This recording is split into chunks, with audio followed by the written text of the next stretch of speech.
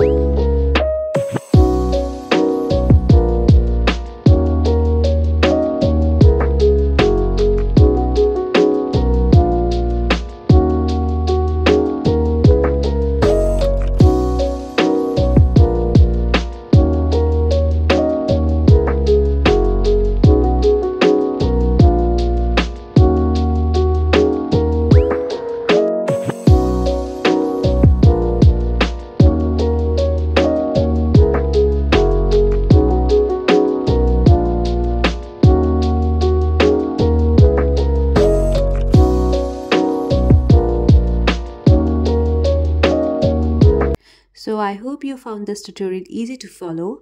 If you have any doubts or questions, feel free to comment down below or contact me directly via Instagram or email.